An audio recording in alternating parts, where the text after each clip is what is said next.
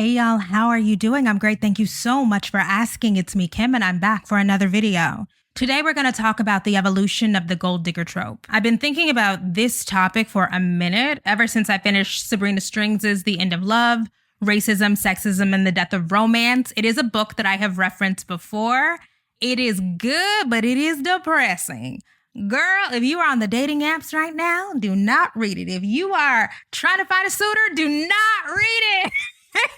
It's not going to give you a lot of hope, but there are ideas in that book that I've found to be particularly pertinent because we're having these conversations about the trial of Sean Diddy Combs. So right now, Sean Puffy Diddy Puff Daddy Combs is on trial for years of alleged abuses.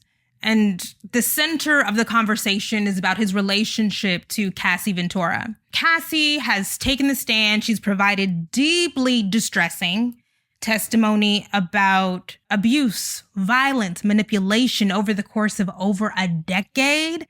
Sick stuff, unimaginable stuff. And despite the gravity of her accusations and the corroboration from witnesses, Dawn Richard said that she saw Diddy hit Cassie with a frying pan. Why would she lie about that? Why would she make that up? Despite everything that we've heard, people only want to focus on the civil lawsuit and the fact that Cassie accepted that $10 million payout that she confirmed on the stand. Oh, you're a gold digger. Why did you take the money? Why didn't you go to the cops?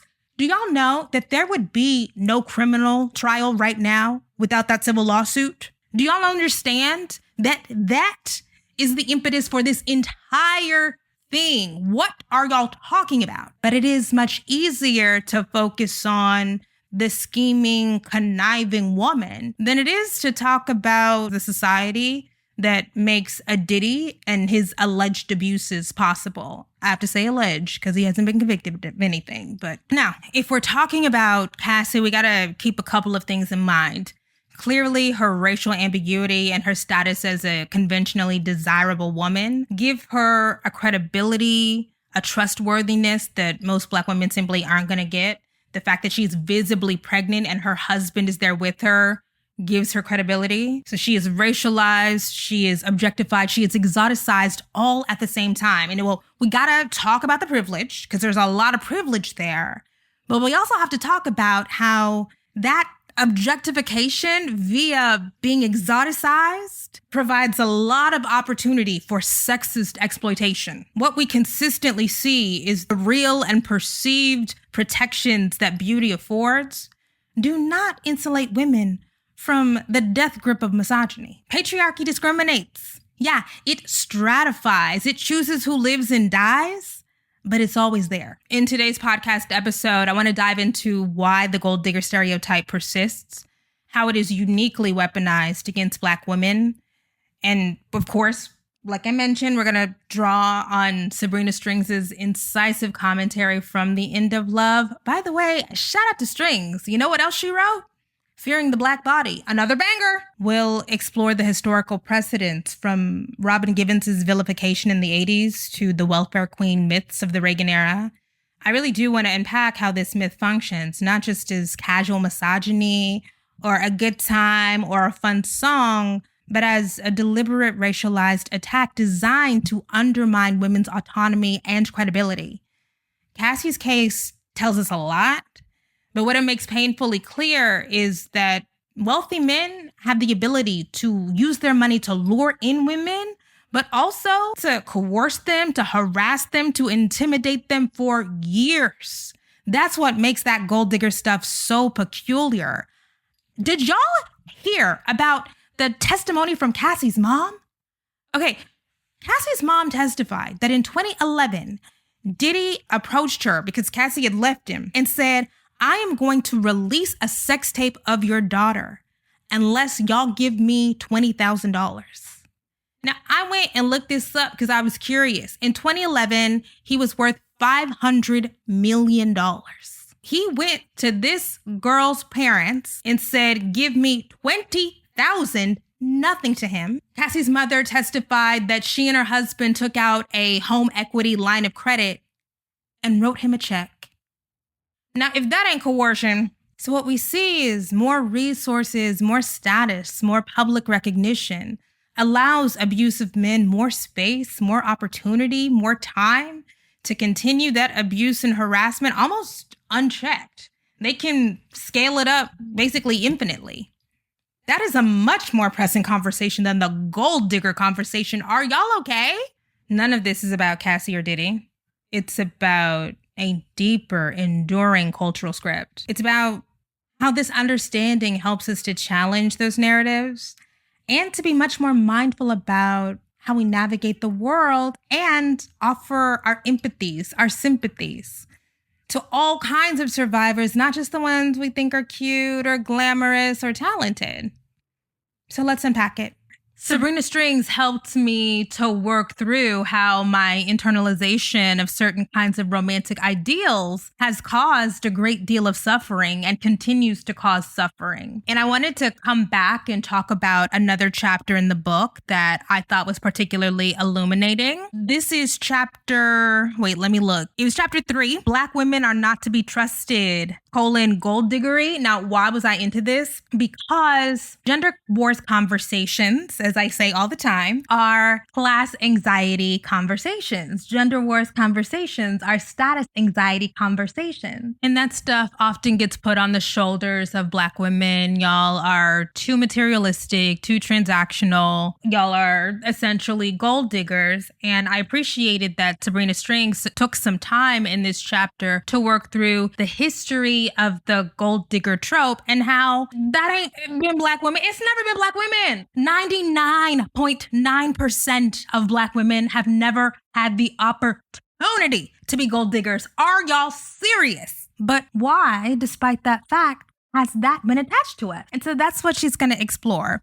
And you know what part of this chapter really blew my mind, for real? The Robin Givens stuff. You know what's wild? Robin Givens, for me, of Boomerang fame, she survived this incredibly, and I have to say before we really dive into it, there's going to be a lot of talk of abuse in this episode, domestic abuse, IPV. Please be warned, okay? She is very widely known for an abusive relationship that she had with Mike Tyson. But you know what else? Robin Givens went to college when she was like 15 and she got accepted to Harvard Medical School. This lady is a genius. You know, I go up for the Black girl geniuses, the Black women geniuses. When I say I had no clue, I had no clue. Graduated from Sarah Lawrence, gets accepted to Harvard Medical School, then pursues an acting career before she's 21. And then she goes on to become one of the most hated women, at least in Black America,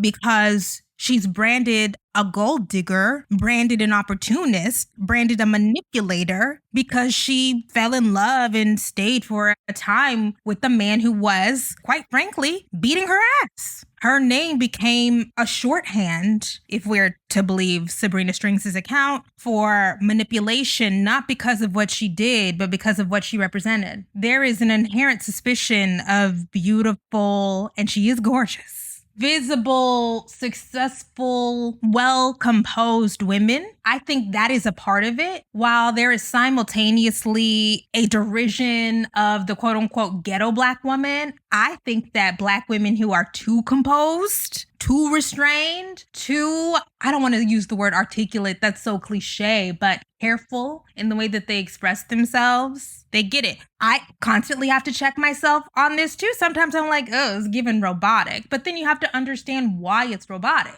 Let's talk about how the gold digger trope transformed. It used to be, wait a second, you know how, who is that man that had that book called How the Irish Became White? This is like how the gold digger became Black. That trope transformed from a flirtatious caricature of an ambitious white woman who used what the Lord gave her to get what she wanted, right? You use what you got to get what you want, and how that trope was transformed and used as a tool to criminalize Black women, to discredit us, to control us, to shame us. Now, look, I have so many critiques of the hypergamy girls. I really, really do, especially in light of this current conversation about that statue in New York. Oh my God, y'all, it's giving pathetic. If y'all don't get some self-esteem, girl, don't have time to go off on this right now, but the idea that your self-concept, that the perception of who you are is rattled every single time something is created that doesn't exactly represent your individual ideal, it is to me so pathetic. It speaks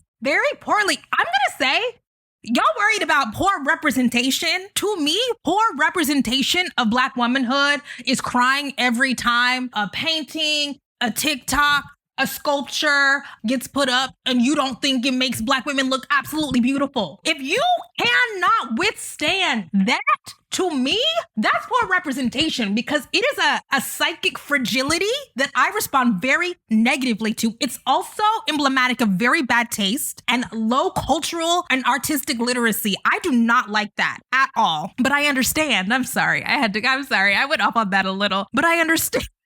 Crap. I get where those instincts come from, because there has been sustained effort to caricature and misrepresent the intentions and ambitions of Black women. And as Strings underscores repeatedly in this book, she uses the phrase insufficiently white to describe women who are not white, that women who are not deemed sufficiently white are also deemed undeserving, and that we should be grateful for scraps. But I'm telling y'all, that is a different conversation from that damn statue conversation, because those people just want to get off that weird fat phobia. I'm sorry, I can't go into it. I'm about to rant. Let me get back on track. The ideas that we have to interrogate when we're reading Sabrina Strings is who's allowed to want, who's allowed to receive, who's allowed to desire, and what happens when a Black woman gets something that everybody else thinks she doesn't deserve. Oh, y'all know what I forgot to do. I forgot to plug the new merch. Gender wars are for stupid people and misogyny is a disease. Get well soon. It's up on shopknf.com. There are a couple of different designs for each. Gender wars. What do I mean? Gender wars are stupid, inane, low-level, superficial conversations about relationship, who gets with who, any submission conversation. You submit to your boss, but you don't submit to me. That to me is gender wars. It's non-productive. It's also very intellectually unstimulating. As I said on the For Harriet channel, I've come to the conclusion that gender wars is TikTok for people over 35. People are addicted to it because they are lonely or, again, understimulated with their romantic partner, or just generally online. People are looking for things to do and talk about and get their dopamine receptors firing off, but it is dumb. And the longer that you stay in that stuff makes you dumber. Now, there can be thoughtful conversations about gender, about systems of oppression, about power dynamics, about the history of our gendered ideals. That's interesting to me, because you can do real commentary, real analysis around that, but no more dating. No more. All right. back to Strings. Strings starts from the very beginning. She starts with the origin of the term gold digger. I had no idea that it started allegedly with a Ziegfeld girl named Kay Laurel. Kay Laurel was picked by Florence Ziegfeld himself, and she became this sex symbol, beauty symbol of the stage, starlet. And she was able to monetize her beauty and her desirability. And she allegedly came up with gold digger as kind of like a greeting, like a fun thing to say, like, hey, gold digger. Oh, to give you a sense of the timeline, we're talking 1910s, Chicago and New York. I'll tell you, I almost really got stuck in a rabbit hole when I was learning more about Kay Laurel, because that lady lived a life. I want to read a little bit of an excerpt from an article titled Less and More Than Demure, The Independently Glamorous Life of Kay Laurel. It's in a paper called The Erie Reader, published by Jonathan Burdick, reporting about her. Quote, she wasn't very sentimental, but I thought she was marvelous. Actress and friend Helen Hayes recalled, she was authentic. The skull and crossbones were right out there on the label for all to see. Laurel, while not inventing it, helped popularize the term, quote, gold digger. While sitting in the lobby of the Ritz-Carlton Hotel with playwright and friend Avery Hopwood, she waved to another friend, playfully saying, hello, gold digger, as described in Brian Donovan's 2020 book, American Gold Digger. Laurel meant this as a self-aware joke, not an insult. Quote, that's what we call ourselves, she told Hopwood.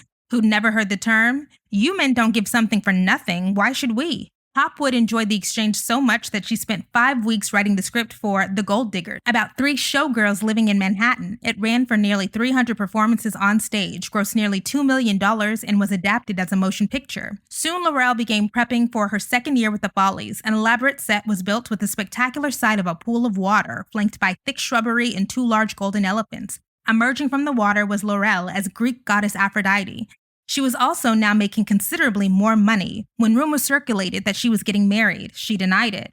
Why should I, she asked. Mr. Zickfield gives me $500 a week. I have my own apartment, my own car, my own maids. Well, that's enough. We are getting an idea, once again, from Kay Laurel, star of the stage, vaudeville, cabaret, and then onto Broadway, of the idea that marriage restricts women's freedoms. It restricts and restrains women's liberties, and that if you can get the mechanisms for liberty yourself, which for her is money and stability and a bit of notoriety, then you don't need to pursue that through traditional marriage. Now, that's a specific take on marriage. I'm not necessarily interested in debating it, but we are seeing similar kinds of dynamics and logics play out contemporarily.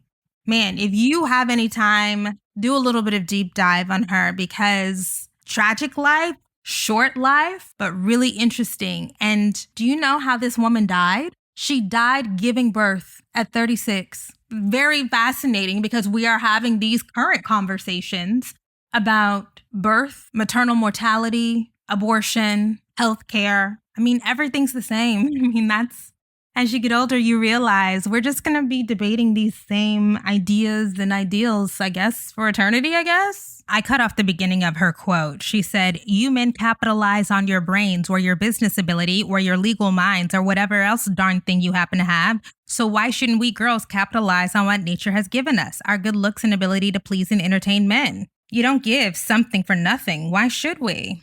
We got to pause, because that framing from Miss Kay Laurel, born in the late 19th century, is really important. She was not describing deception or manipulation. She was naming the transaction that society preferred to keep unnamed. And this is where we go back to, I have to read another book about marriage. Y'all give me another book to read about the history of marriage, and then I will stop mentioning this. In Marriage: A History by Stephanie Kuntz, she talks about how the Industrial Revolution not only changed the nature of the institution of marriage, but it changed the scripts around what men and women do and what they're motivated by. I believe in the book she calls it the separate spheres ideology. And before the Industrial Revolution, men and women shared duties. There was not this hard division between you do hard work and I do this work, and you're responsible for this and I'm responsible for that. The farmland or the homestead was a group project. And so everybody chips in wherever possible. Have you read Little House on the Prairie? Wasn't no soft life on Little House on the Prairie. I used to love Little House on the Prairie. Actually, one of my favorite 5th grade teachers. We loved it together. Laura Ingalls Wilder. Shout out to her, right? The Industrial Revolution happens. We have to be more comfortable sending men off into the factories. Of course, you know, the working class women had to go to work and Black women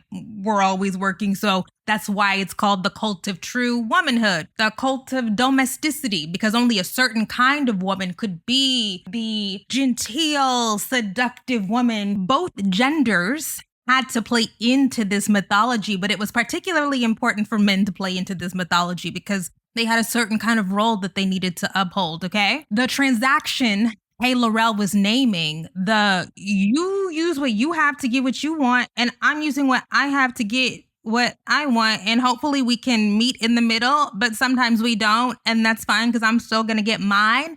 That shatters the myth of the demure, meek woman who's just waiting on her Prince Charming. The original gold digger was not hiding her intentions. In order to thrive in this system that was designed by and for men, you gotta understand the rules.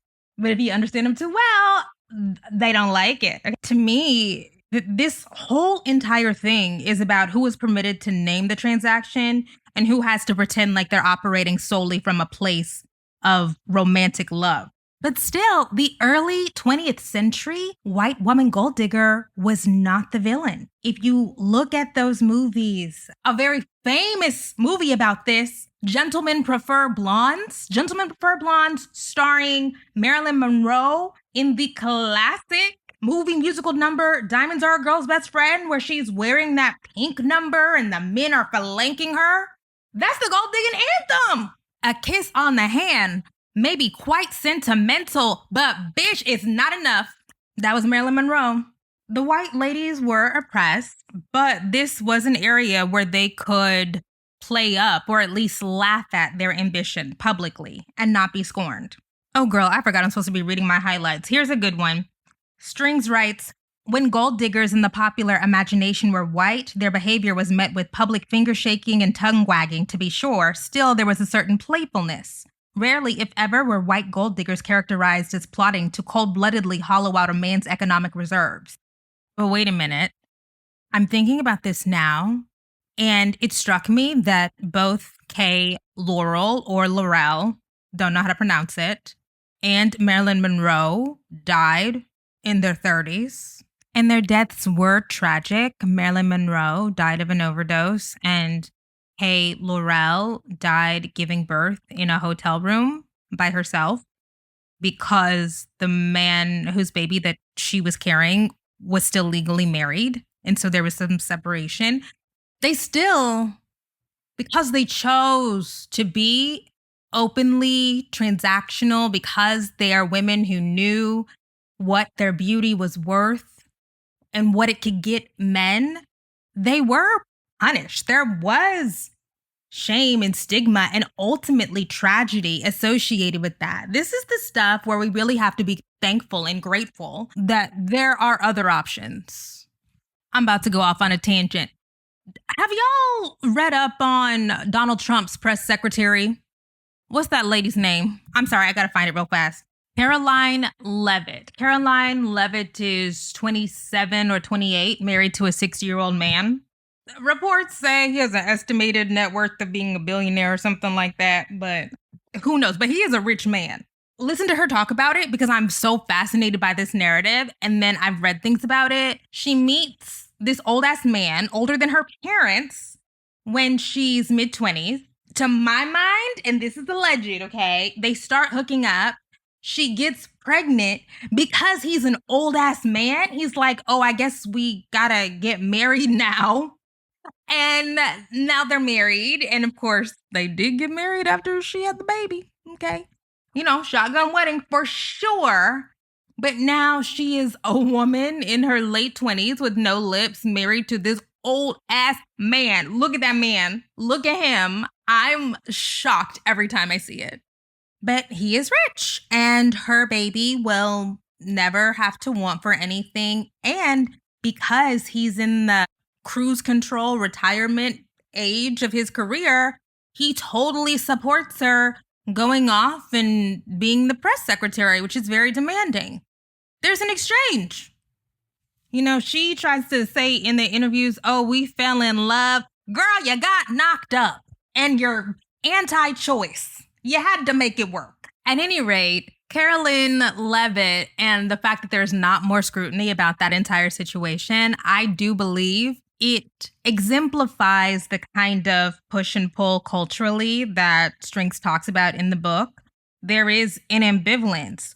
People might wag their finger at the white gold digger, but they also respect the hard work. They respect the dedication and the ingenuity. Okay. I don't think that there is a narrative. I mean, I haven't encountered it about Caroline as being predatory. She's, you know, resourceful, using those little lips. I'm sorry. We are not supposed to. You know what? I actually don't like it that it has become so normalized for us to be so comfortable talking about physical appearances like that. I actually do think that it reinforces a bad standard. So I'm going to chastise myself for that. The idea of the gold digger turned black in the 70s and 80s, according to Strings. The gold digger went from being a glamour girl who was using her opulence, her association to luxury, and her high-class beauty to get what she wanted. and it turned into the welfare queen who was trying to bilk whatever system, institution, person she came in contact with for whatever she could get. And of course, that's racialized. Who do we blame? Well, not entirely, but mostly Ronald Reagan. Strings wrote, Reagan made it clear that Black men and Black women each played a distinct role in the undoing of American social mores. Reagan claimed that Black men were peddling poison, meaning drugs to innocent and unsuspecting white citizens.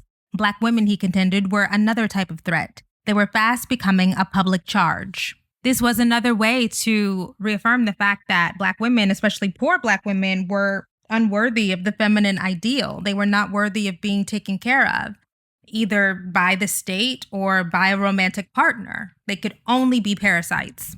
About this, Strings also wrote, quote, the treatment of Black women as gold diggers engages white supremacist criteria for who makes a good female partner and mother. When it is argued that Black women, unlike white women, have been using marriage and motherhood for selfish reasons, it places them outside the bounds of, quote, real womanhood as structured by the cult of domesticity that has influenced Western culture since the 19th century. So if Black women are incapable of being, quote, good women in the public imagination, it also follows logically that we would not be able to be good wives or good mothers. So whatever action you take is going to be met with much more of an air of suspicion. And this is why I find some of this discourse around quote unquote representation so stupid. It's idiotic. Let me moderate my language. It is disconnected from the history of the origins of these stereotypes. They are not rooted in a reality. For example, the welfare queen, Linda Taylor, not a Black woman. Linda Taylor is Ronald Reagan's welfare queen, and she was racially ambiguous. She had assumed so many different identities, and despite that, Ronald Reagan deliberately and intentionally referred to her as Black. He knew exactly the kind of image that he would invoke when he said that. But if you actually dig into the story of Linda Taylor, it is crazy. Welfare fraud, the least of that lady's worries. There's alleged murder on that lady's rap sheet. She allegedly stole babies.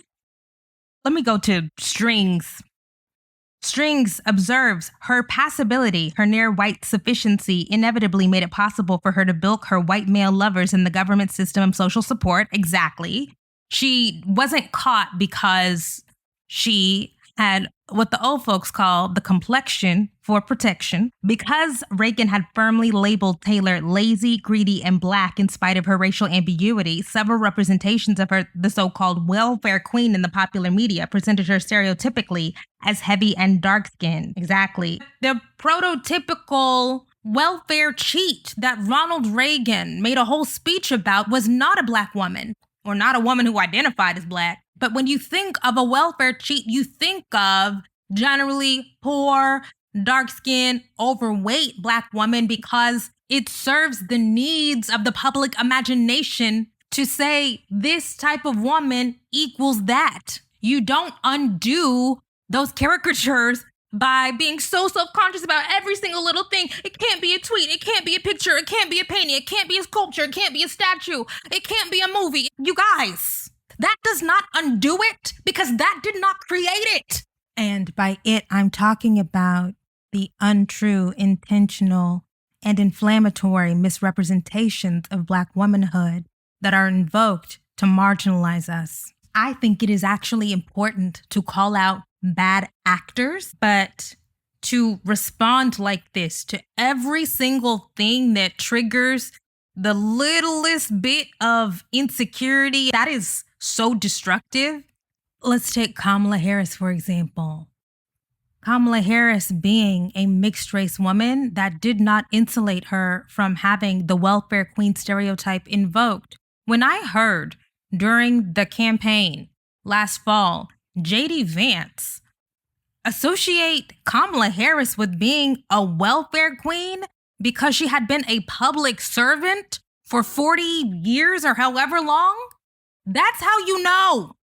That is how you know presenting a certain way or having certain kinds of public depictions of womanhood does not undo the stereotype, because the stereotype is a figment of the racist imagination. So poor and dark-skinned and or fat Black women get pummeled with the idea of the Black woman who is scamming the system for food stamps in Section 8, but actually it gets applied largely to Black women across class, across educational outcomes. It's really important to understand this evolution, because while the earlier gold digger trope carried a certain kind of ambivalence, the wink and the nudge and the shrug, a grudging respect, shall we say, the Black gold digger is almost universally maligned, mistrusted. Now, what I will say, here's the intervention of what we affectionately refer to as pussy rap. Okay, women's version of strip club rap. That is women's attempt to say, oh, you're calling me this? Yeah, I'm gonna be that. I'm gonna be the best gold digger. I'm gonna take your money. I'm gonna fuck your man. I'm gonna get my own money. I'm gonna get this money, right? Like, I'm gonna get the bag. I don't care. That's what it's a response to. That's why I'm like, you can't really do good analysis of a Megan, a Kim, a Nikki, even a Sexy Red if you don't understand how we get to this point. Now, does that mean that I endorse all of that stuff? No. Even though I do like a little pussy rap every once in a while, I do like a little. But the public persona of so many of these young women rappers is essentially reclaiming a slur, reclaiming a controlling image.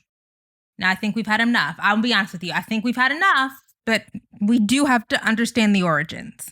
And this connects to what I said about glamour. Remember when I created, it was a clip from a longer video, but when I talked about why glamour, particularly from Black women, feels so threatening.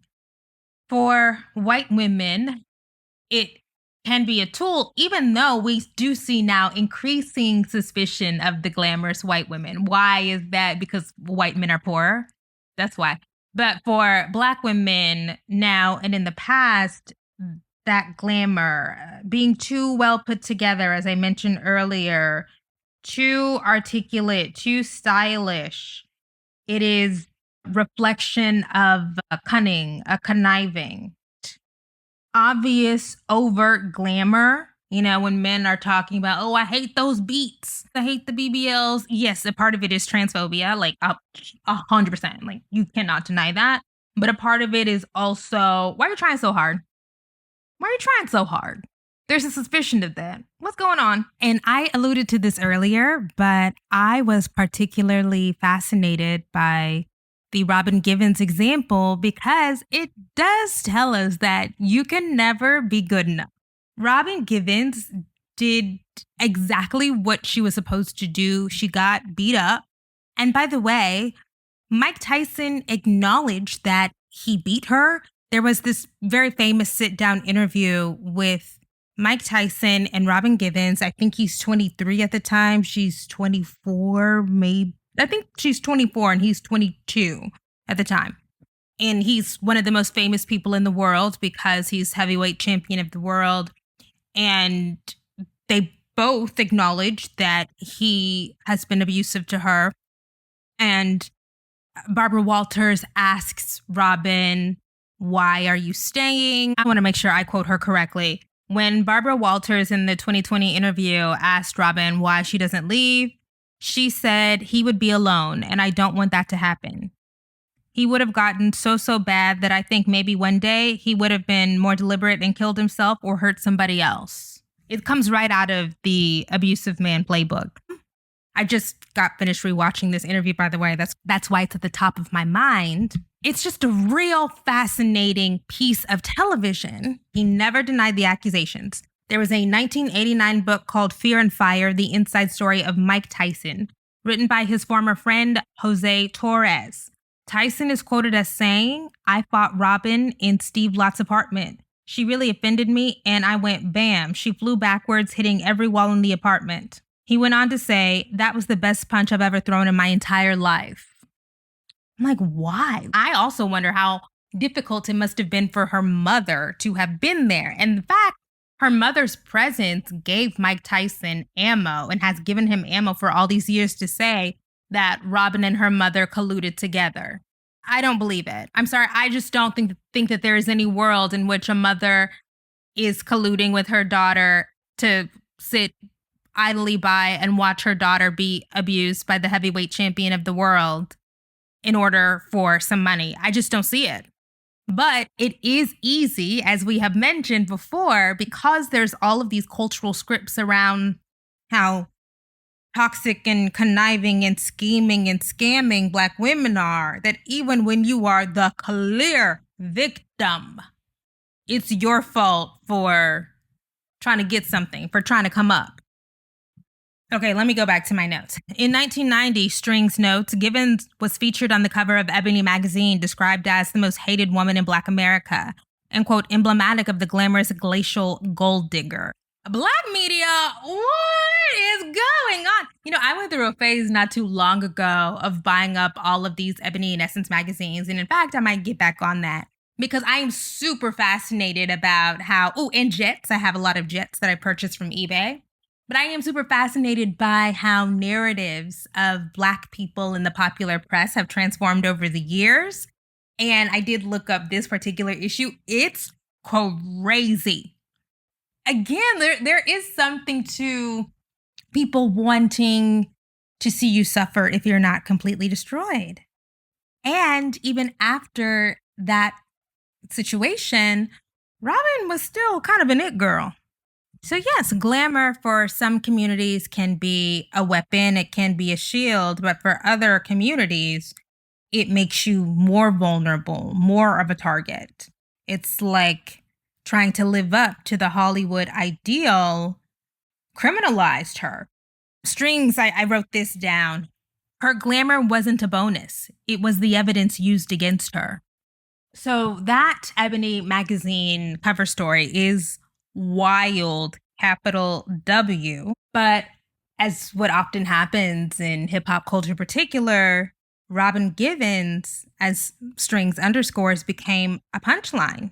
Because this is not exactly my era, this is before my era, I didn't really pay attention to all of the references to her.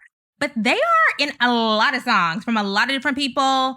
Strings notes from the 90s to the present day, Rick Ross, Jay-Z, Lil Wayne, 2 Chainz, Common, Kid Rock, Eric Sermon. They talk about Robin Givens in her lyrics, and generally it's in a reference to the scheming, scamming, skeezer stereotype. That's a long time to have people be making weird references to your abuse. It's actually horrible. And this is why I will never forgive Jay-Z. I will never see it for Jay-Z. Ever. That Eat the Cake animation, I will never see it for him. I'm sorry, let's not get off topic. So not only did Robin leave, but she also sued Tyson and was awarded a judgment, but, people don't really be paying those judgments, especially not somebody like Mike Tyson. His life has been a mess. But y'all know how people feel about civil lawsuits. They're like, you should just go to the police and lock them out. You don't deserve money. Girl, get the fuck out of here. I, of course, as a good millennial, knew that this chapter was going to talk about Kanye and the song Gold Digger from, when was it, 2005? And she did. Gold Digger was a huge hit. I actually didn't realize how big #1 record-breaking song. And Gold Digger samples Ray Charles's I Got a Woman. This is right after Jamie Foxx's Ray era. And what's interesting is, as Strings points out, I Got a Woman is about the opposite of what Gold Digger is about. Ray Charles's I Got a Woman is I need help and this woman is helping me, which is in fact many Black women's reality. Before we get to Gold Digger, Strings outlines a history of this trope, particularly in rap music. Now, there's is something that I have not spent a lot of time thinking about, and I do wonder if y'all have thoughts on this. What is it about rap music that has made it so amenable to the dissemination of these really nasty tropes and stereotypes? Because there is a narrative that R&B music made by Black men is simping music. I am not 100% sure that that's a real thing. You know that people who hate women think that any music in which men express affection and care and desire and longing for women is simping. I think of R&B and soul music as love music, passion music, and then we get hip hop in there, and it is not that. Okay, here's what String says. West's sampling of this song affected a curious reversal of fortune. The speaker in Charles's song celebrates his own gold diggery, vaunting his selfless lady's patronage. West uses the same tune, replete with the same hook, to denigrate Black women who are arguably accumulating similar romantic benefits. Girl, y'all making me be sympathetic to the hypergamy girls. Because look, this is something that does come up. The flip that Kanye chose, it perfectly encapsulates how the culture frames money, power, respect in relationships. When men receive material support, it's evidence of loyalty. Oh, I got a good girl. Oh yeah, that's my girl. That's my dog. She's down. She's a ride or die. When women receive material support or ask for material support, it's evidence of malintent and manipulation. And you know what we have to talk about now? 2 words. Kim Kardashian, because Kanye's willingness to, when he was still fucking with her before he, went over the edge, invest in Kim, pour into Kim, lift Kim up, allow Kim to come up off of his reputation, his celebrity, his access, his resources. He styled her, took her on as a project. Look, it's not my ideal dynamic, but that was how he was showing care, by extending himself to her and taking over. That narrative around scheming skeezer, the suspicion, the paranoia just was not there. Would Kanye have wanted to demonstrate similar kind of openness to somebody who was Black? The answer is no. The answer is obviously no.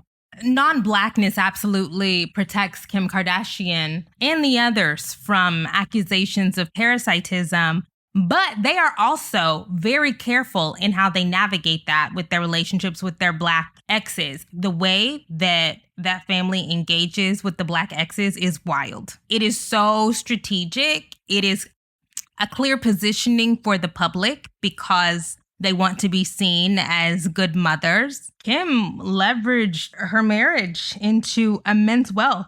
And I do think she, in this frame, does remain less scrutinized than a Black woman would have. Obviously, she does get incredible scrutiny, but this kind of narrative, I don't think that it sticks to her. The gold digger narrative. It doesn't stick to her because she's gonna get the benefit of the doubt, unlike a lot of Black women. Strings wrote, Black women's gold diggery was seen as involving children, not for love, but for mercenary reasons. Now, here is something that Strings wrote that I said, now wait a minute. She wrote, curiously enough, the number of men demanding sufficiently white partners rose in direct response to women's post-feminist movement social gains. Woo! Sabrina Strings said, this not me. Hey, because I know they go, Miss Andri, this not me. Sabrina Strings said, once the women got free, y'all went running toward the white girls. That's what she said. The question that I wrote down is, do men care about being used? Do men care about being used? Or do they just not want you to acknowledge? Because I grew up in the era of it ain't tricking if you got it. So that would, to me, indicate that being used is not the problem as long as you are saying, I want to be used right now. What I find to be particularly interesting when you break down the differences in cultural production between men and women, they're especially in rap music, is a proliferation of this idea. Would you still love me if I was broke? I mean, that's 50 Cent 21 Question. The suspicion of the why are you here? Do you really like me for me? But I've been racking my brain. So y'all tell me in the comments if you've seen this.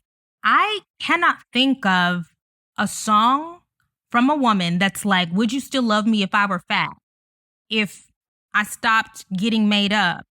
If I no longer satisfied conventional beauty standards? In fact, what immediately comes to mind is in Hold Up by Beyonce. I keep it sexy. I keep it fun.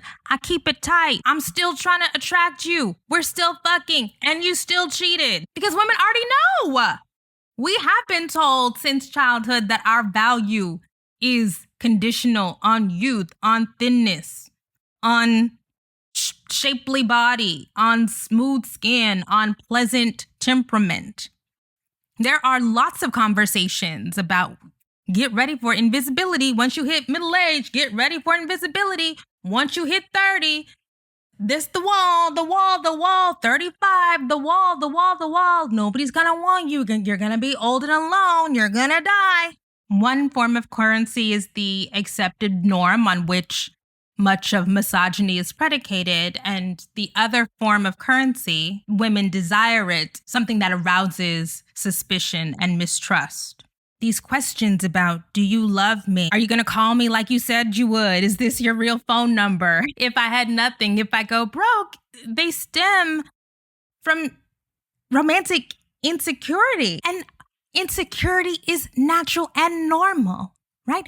In fact, it might be useful for us to all question the mechanisms that facilitate that insecurity, which would be global system of capitalism that we're currently operating in. Now, that is a heavy lift. I understand.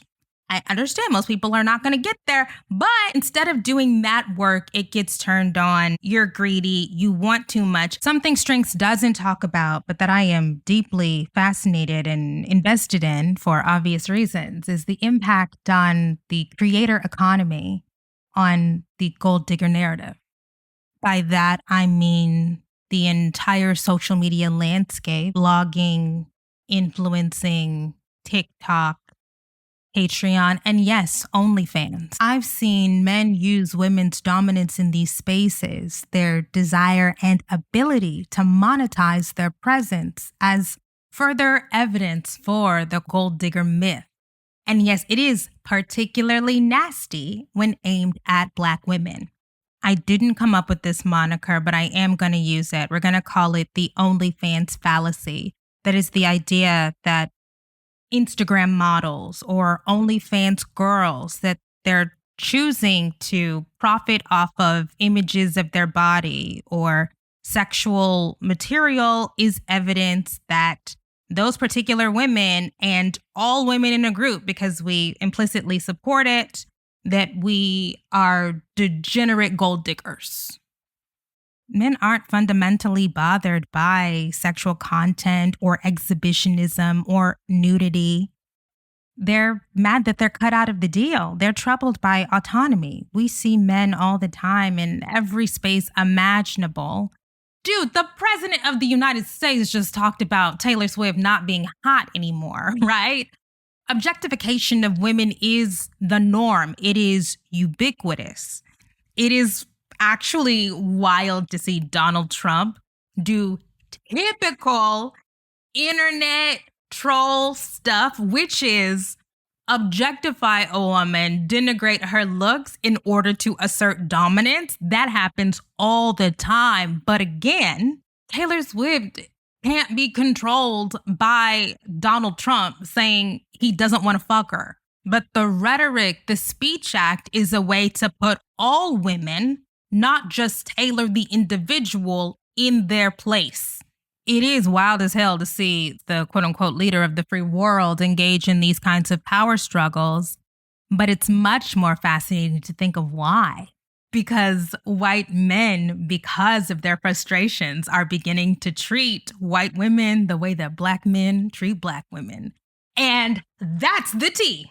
I mean, I guess it's funny, but it's funny because it's true, right? As Black women get more access to higher education, more stable jobs, a little bit, a modicum of economic stability, you got to put the Black woman in her place by saying, bitch, you ain't shit. What do you think your degree means? That ain't shit. Oh, you got your little job? That ain't shit. But then you move over to the white side, and those white men are trying to tap into 19th century misogyny. Girl, I saw a clip the other day of a white pastor talking about, I believe in separate spheres. You know, I don't want to see women in public. He said, I don't want to see women giving speeches. I don't want to see women in the workplace. I don't want to see women in government. And this man is not a fringe figure. Big following. That's where the whites are. Black men, quite frankly, can't afford that. But let's take it back to the OnlyFans fallacy. OnlyFans has produced a moral crisis because we have women explicitly naming and initiating the transaction. They didn't invent sexual labor. It just removed the intermediaries.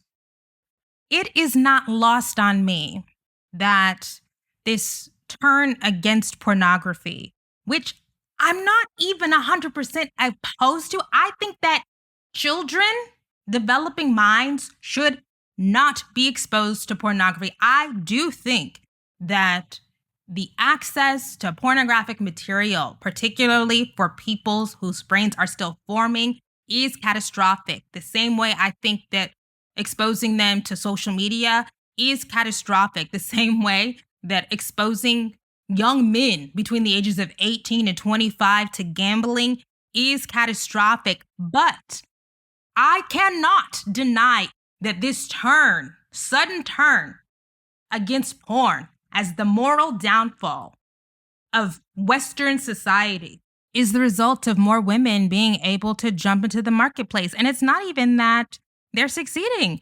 The vast majority of people are never going to be able to be successful influencers. You're not going to be able to be a successful Instagram model or baddie. You're not going to be a successful OnlyFans creator, but it's an option. A lot of these current gold digger conversations are the result of men's parasocial rage. Yeah, I think that that's bolstering a lot of these criticisms. Men are jealous of women, jealous of women's ability to create personas, build platforms, monetize those platforms, determine the terms of exchange. And they see these women who are visible enough to desire or envy, but too autonomous to possess or control. And then we get a new script, a new iteration of, we see y'all just want money and attention and y'all just want to take off your clothes, you degenerate bitches. The OnlyFans fallacy is that the creation and the propping up of platforms like an OnlyFans has led to the moral decay of women generally, and Black women in particular, to become ultra individualistic and materialistic. The fallacy is that this all stems from the existence of the platform. The objectification, the individualism, the materialism flows down from the platform, when in reality, women are reacting to what's going on in the world, reacting to material realities, reacting to a landscape where they are told that they are only as valuable as the money in their pocket or their beauty. So you're gonna exchange beauty and desirability for money in your pocket. It's very obvious. In this framing, objectification is not the real issue. Various states of undress, not the real issue.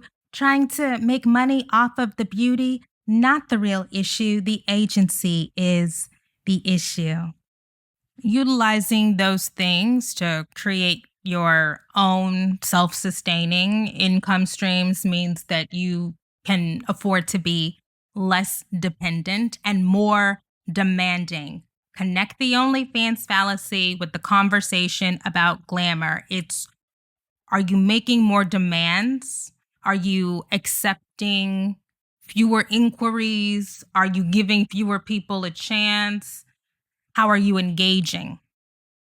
As Strings underscores, the contemporary gold digger has become persona non grata because quote, gold diggers were upsetting gender and racial hierarchies by trying to use men's objectification of them for personal gain. In other words, women were using the gaze to get something back, not just attention or affirmation, but tangible resources. And that brings us right back around to the thesis of the book. Strink said in the opening chapter, what we are witnessing is the end of romantic love. I mentioned before that shocked me. It broke my heart because the desire for a specific kind of romantic partnership, a specific kind of feeling and experience, I think is genuine and it's earnest. Romantic love once represented the reward for labor, for work, for investment in another person. But now that reward seems increasingly conditional, especially for Black women who articulate desires. We're not supposed to have desires. You're supposed to be muling. So now we see the girls trying to participate in the low maintenance Olympics, trying to prove, oh, I don't need that. I don't need this. I don't need that. I don't do all that. You can do all that. Hey, girls, there's a difference between questioning a beauty standard and the cost of maintenance and then trying to signal to a potential male partner that you want, deserve, desire less than the woman standing next to you. One of those things I understand. The other one, it's like, ugh, get up. And then we have to get into the double bind that Black women often face, because you will be shamed for pursuing stability. But if you date a man who isn't quote unquote on, you're also shamed. You know, people talk about, oh, women on the internet be lying. They be lying about what they get. They be lying about who they date. They lie because there's shame. There's shame on both sides. The Shira 7 acolytes get shamed. The 50-50 girls get shamed. I'm a healthy, dynamic partnership girl. People try to shame me, but they can't because their lives are worse than mine. There aren't any real right answers. Girl, I've been talking for too long. It's time to wrap this up. In conclusion, that is how the gold digger myth functions, as a trap that doesn't actually protect men from predatory women.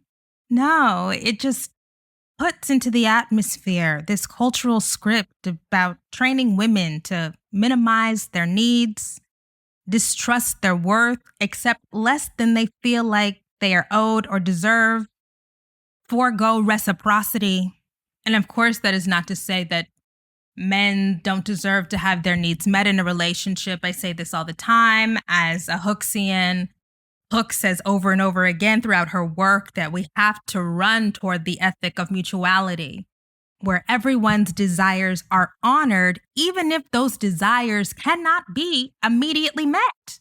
But there's a conversation, sometimes a negotiation, a willingness to be open, acknowledge the existence of psychic, social, emotional, and sometimes financial needs within the context of romantic partnership. The persistence and evolution of the gold digger trope tells us way more about American cultural anxieties than it does about women's real behavior.